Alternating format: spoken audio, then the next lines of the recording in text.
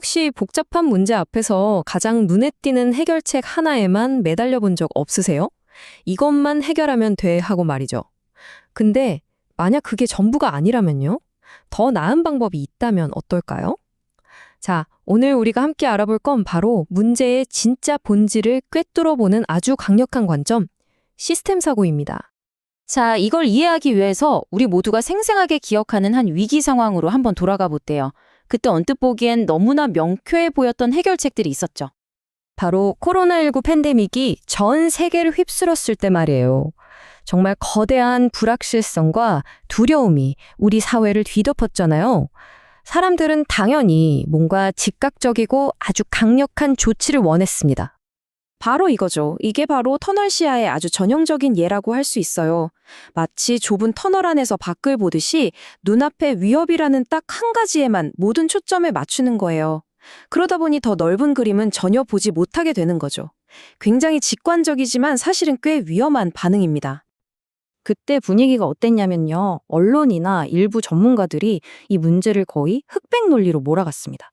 이 조치를 안 하면 큰일 난다. 재앙이 닥칠 거다. 이런 경고가 막 쏟아졌어요. 그러니까 다른 선택지는 아예 생각조차 할 수 없는 분위기였던 거죠. 하지만 정말 그럴까요? 이렇게 문제의 한 조각에만 집착하는 게 과연 맞을까요? 그럼 우리는 도대체 어떻게 해야 이 전체 그림을 볼 수 있는 걸까요? 네, 바로 여기서 우리는 완전히 다른 사고방식이 필요하다는 걸 깨닫게 됩니다. 자, 그럼 지금부터 우리가 보통 생각하는 방식, 이걸 수직적 사고라고 하는데요. 이것과 복잡한 문제 해결의 열쇠가 될 시스템 사고가 어떻게 다른지 그 결정적인 차이점을 한번 살펴보겠습니다. 여기 표를 보시면 확 와닿으실 거예요. 왼쪽의 수직적 사고는요. 문제를 A에서 B로 가는 직선처럼 봐요. 그래서 자꾸 누가 맞고 누가 틀렸나 따지려고 하죠. 원인 하나, 결과 하나. 아주 단순하게요. 반면에 오른쪽의 시스템 사고는 모든 게 마치 거미줄처럼 복잡하게 연결되어 있다고 봅니다. 그래서 섣불리 판단하기보다는 이 연결고리 속에서 새로운 가능성은 없을까 하고 탐색하는 거죠. 그러니까 핵심은 이겁니다. 문제의 원인을 얘 때문이야 하고 어느 한 부분 탓으로 돌리는 게 아니에요. 그 대신 전체 시스템이 다 같이 어떻게 맞물려 돌아가는지를 이해하려는 거죠. 완전히 시각을 바꾸는 겁니다. 이 시스템 사고라는 게 아직 좀 어렵게 느껴지신다고요? 괜찮습니다. 아주 좋은 비유가 있거든요. 바로 오케스트라의 지휘자를 한번 떠올려 보세요.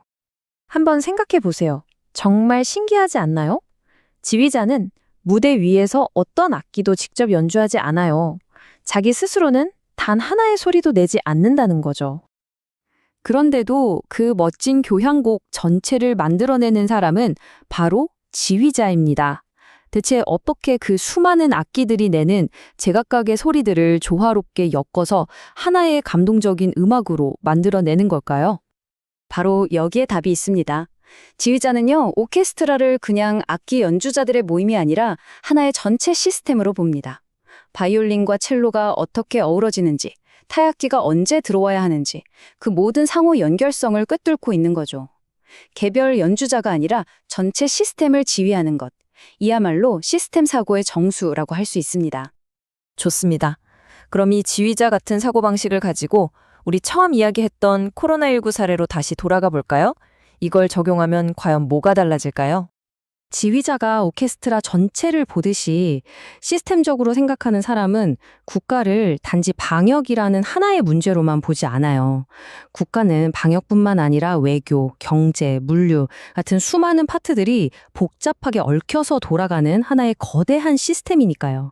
한 영역에서의 결정이 다른 모든 곳에 영향을 미친다는 걸 아는 거죠.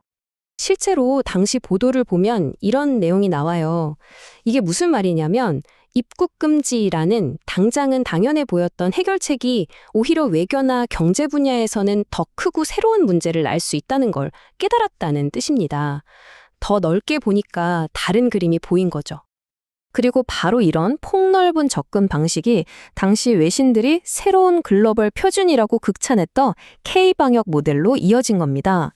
단순히 입국을 막는다는 하나의 변수에만 집중한 게 아니라 방역, 경제, 외교 등 모든 변수들의 균형을 맞추려고 노력했기 때문에 훨씬 더 효과적인 전략이 나올 수 있었던 거죠. 자, 그럼 이런 시스템 사고를 우리 회사나 팀에 적용하면 어떤 좋은 점이 있을까요?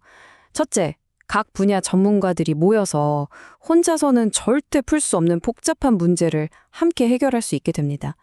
둘째, 네 탓이야 하는 비난이 줄어들어요. 대신 전체 그림 속에서 내 역할이 뭔지 명확히 알게 되니까 협력이 늘어나죠.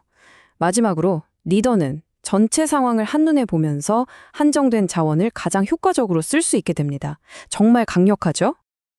자, 그럼 이제 마지막으로 우리가 여기서 꼭 기억해야 할 핵심이 뭘까요? 시스템 사고는요, 어떤 특별한 기술이나 공식이 아니에요. 이건 바로 마음가짐입니다. 세상을 바라보는 태도, 그 자체인 거죠. 문제에 접근하는 방식을 뿌리부터 바꾸는 거예요. 자, 그럼 마지막으로 여러분께 질문 하나를 드리고 싶습니다. 여러분의 삶에서 예를 들어 업무나 건강 혹은 인간관계 같은 것들 중에서 지금부터 하나의 전체 시스템으로 바라볼 수 있는 건 뭐가 있을까요? 이렇게 관점 하나만 바꿔도 정말 놀라운 변화가 시작될 수 있습니다. 그 힘을 꼭 기억해 주셨으면 좋겠습니다.